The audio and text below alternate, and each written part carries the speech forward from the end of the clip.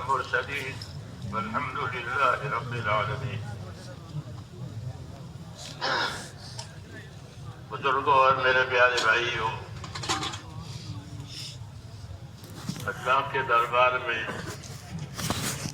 بندگی، احتیاج یعنی اپنے آپ کو حاجت مند بنانا اللہ کے سامنے، اپنے آپ کو محتاج بتانا اللہ کے سامنے، یہ باتیں اللہ کو بہت پسند ہیں. اور یہی باتیں نبیوں کی زندگی میں ہوتی ہیں. وہ ایک ایک بات کے لیے، ایک ایک چیز کے لیے اپنے آپ کو اللہ کے سامنے محتاج اور فقیر بتاتے ہیں کہ اللہ میں فقیر ہوں، میں محتاج ہوں، انا البائس الفقیر، میں خوفزدہ ہوں، میں فقیر ہوں، ڈرا ہوا ہوں، آپ کی مدد چاہتا ہوں. اس کو انابت کہتے ہیں، دلوں کا رجوع اللہ کی طرف، اللہ کی عظمت کے ساتھ، اللہ کی بڑائی کے ساتھ اور اللہ سے امیدوں کے ساتھ. اللہ سے امیدوار رہنا چاہیے کیونکہ اللہ نے بہت بشارتیں دی ہیں، تو بشارتیں دے کر امید کیسے نہیں پوری کرے گا؟ اس نے کہا وابشروا واملوا ما یسرکم، بشارتیں سنو تاکہ امیدیں پیدا ہو، فضیلتیں سنو تاکہ وعدوں کا یقین پیدا ہو، اور اللہ سے امیدوار رہو. اور کوئی امید پوری کرنے والا نہیں ہے اور کوئی مرادوں کا پہنچ دینے والا نہیں ہے سوائے اللہ کے. تو عبادت میں، دعا میں توحید ہوتی ہے. ایک ہی ہے پروردگار، اسی کی عبادت کی جائے گی، اسی سے مانگا جائے گا، اور وہ مانگنے والوں سے خوش. اللہ تعالیٰ مانگنے والوں سے خوش، نہ مانگنے والوں سے ناراض. مانگنے والے بنو، کہ مانگا اللہ سے کہ ملا اللہ سے، مانگا اللہ سے کہ ملا اللہ سے. نہ کسی سے مانگا جائے گا نہ کوئی دے گا. اللہم لا مانع لما اعطیت ولا معطی لما منعت. اللہ آپ نہیں دیں گے تو کوئی نہیں دے سکتا، آپ روک دیں گے تو کوئی دے نہیں سکتا، آپ دیں گے تو کوئی روک نہیں سکتا. اس لیے اللہ تعالیٰ سے پر امید ہو کر اپنی حاجتوں کو مانگنا چاہیے. ہاں، اس نے دعا مانگنے کا حکم دیا ہے اور قبول کرنے کا وعدہ کیا ہے. دعا مانگنے کے لیے حکم دیا ہے، ادعونی، مجھ سے مانگا کرو، مجھے پکارا کرو، استجب لکم، میں قبول کروں گا، تمہاری پکار کا جواب بھی دوں گا. اللہ تعالیٰ اپنے بندوں کی طرف رافت اور رحمت سے متوجہ ہے. رافت اور رحمت اللہ کی صفت ہے. وبالمؤمنین رؤوف الرحیم، حضور صلی اللہ علیہ وسلم بھی اپنے امت پر رؤوف الرحیم ہے. اللہ تعالیٰ بھی اپنے بندوں کو رؤوف الرحیم، رافت بھی ہے، رحمت بھی ہے اللہ کی طرف. اس لیے کہا کہ اللہ تعالیٰ سے امیدوار رہو، اللہ کی بشارتیں سنو اور اللہ سے امیدوار رہو. اللہ تعالیٰ دعا مانگنے والوں سے راضی ہے، نہ مانگنے والوں سے ناخوش ہے. دعا نبیوں کے طریقے کی چیز ہے، دعا نبیوں کے طریقے کی چیز ہے. ان کے پاس دعا ہوتی ہے، دعوت ہوتی ہے، بس. ان کے پاس دنیا کا کوئی سامان نہیں ہوتا، کوئی فوج نہیں، لاؤ لشکر نہیں، کچھ نہیں. ان کے پاس اپنی دعوت، اپنی دعا، اپنی ذمہ داریاں، اپنی دعا، یہی دو چیزیں دے کر وہ آتے ہیں. اپنے پیچھے بھی وہ کچھ نہیں چھوڑتے، مال ترکہ وغیرہ لے کر کے بھی نہیں آتے، چھوڑ کے بھی نہیں جاتے. ان کے پاس دعوت ہوتی ہے، ان کے پاس دعا ہوتی ہے. ان کی دعاؤں سے بڑے بڑے مسئلے حل ہوتے ہیں. ہاں، ناممکن چیز ان کی دعا سے اللہ بنا دیتے. ایک چیز ممکن نہیں ہے لیکن دعا مانگیے کہ ہاں دعا قبول ہو جائے گی. اس لیے دعا نبیوں کی سنت ہے، نبیوں کی سنت ہے. اور نبی اپنی تمام حاجتیں دعاؤں کے ذریعے سے اللہ سے پوری کراتے، اور وہی طریقہ ہمارے لیے چھوڑا ہے کہ دعا مانگو اور دعا والے بنو. دعا والے بنیں گے عبادت سے، دعا والے بنیں گے عبادت سے، مزاج عبادت کا بنے. ہاں، مزاج عبادت کا بنے، کیونکہ عبادت کے لیے پیدا کیا ہے. تو جب عبادت کے لیے پیدا ہوئے ہیں تو مزاج بھی عبادت والا بنانا ہے کہ ہر کام میں اللہ کا بندہ بن کر زندگی گزارے، ذمہ داریوں کو بھی بندہ بن کر پوری کرے، ضرورتوں کو بھی بندہ بن کر اللہ سے مانگے. یہ سبق ہے ہمارا، اور اللہ کو یہ پسند ہے. اس لیے اللہ سے مانگا جاوے، انفرادی طور پر بھی مانگا جاوے، اجتماعی طور پر بھی مانگا جاوے. دعا آسمانوں پر جاتی ہے تو ان کا اکرام ہوتا ہے کہ بندوں کی عرضیاں آئی ہیں، بندوں کی درخواستیں آئی ہے، تو دعاؤں کا اکرام ہوتا ہے کہ دعاؤں سے بڑھ کر کسی چیز کا اکرام نہیں ہوتا.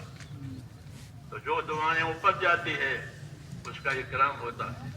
پھر دعا محفوظ بھی ہوتی ہے، مقبول بھی ہوتی ہے.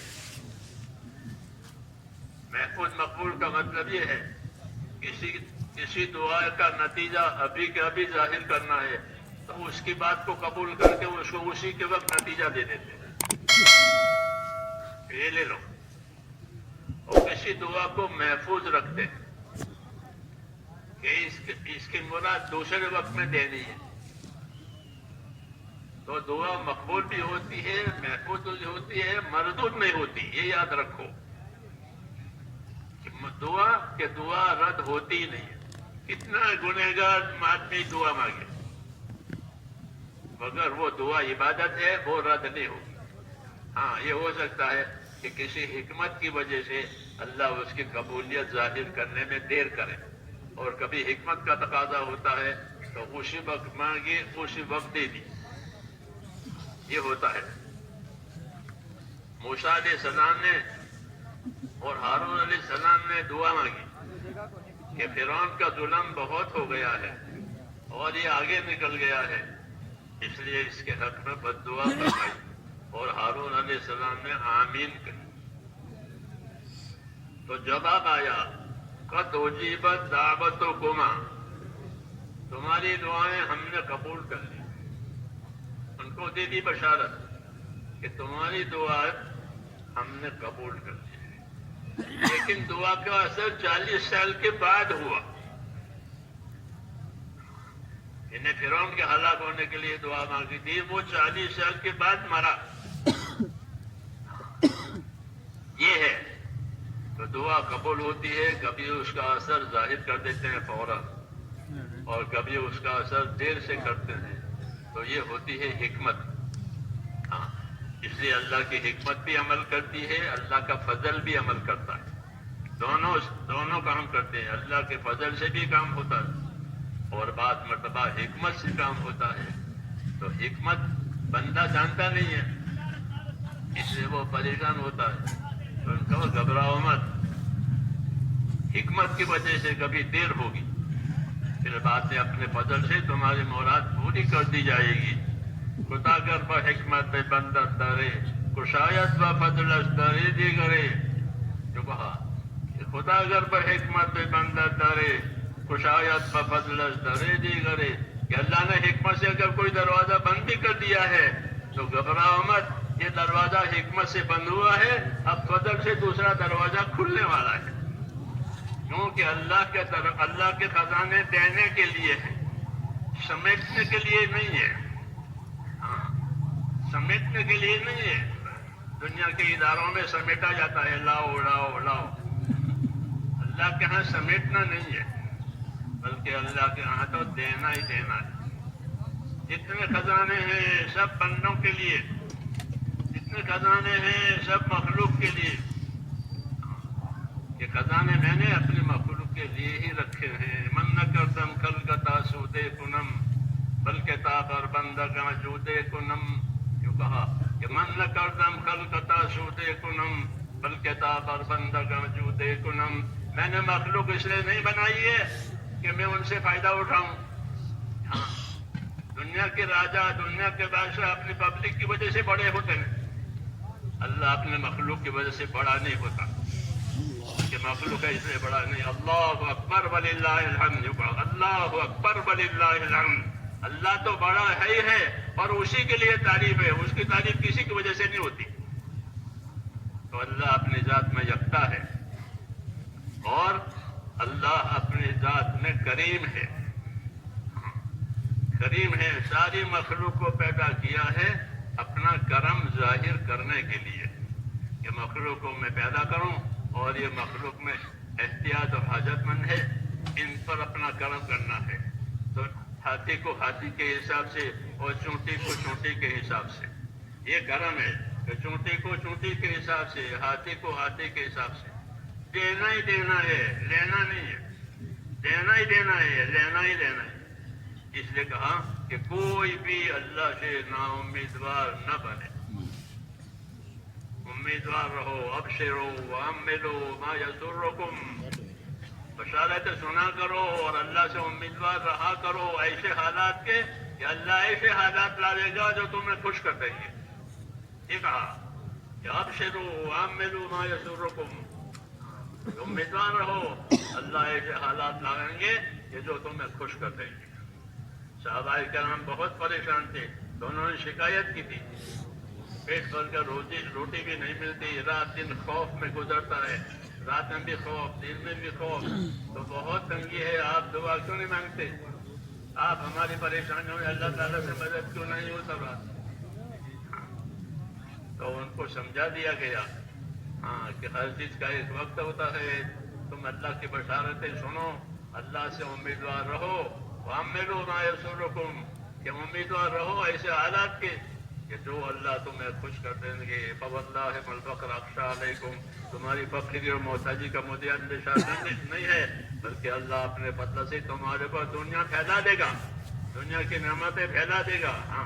یہ کہا. تو یہ اللہ کی ترتیب ہے میرے دوستوں کہ اللہ کے جتنے خزانے ہیں وہ سب دینے کے لیے ہے، لینے کے لیے کچھ نہیں. بندے کیا دیں گے؟ سب کو اللہ نے فقیر اور محتاج کہا ہے کہ یہ سب فقیر ہیں، محتاج ہیں، یہ مجھے کیا دیں گے؟ تم سب فقیر ہو، تم سب فقیر ہو، تم الفقراء، تم سب فقیر ہو، تو فقیروں سے کیا لینا؟ اس لیے اللہ کی ذات غنی ہے اور اللہ کی ذات کریم ہے. اس لیے اس نے اپنے لیے لینے کے لیے دعاؤں کے دروازے کھول دیے کہ ادعونی استجب لکم، مجھ سے مانگا کرو، مجھ سے دعا مانگا کرو، میں دعا قبول کیا کروں. اس لیے نبیوں کی دعا نبیوں کے راستے کی چیز ہے. حضرت مولانا الیاس صاحب فرماتے تھے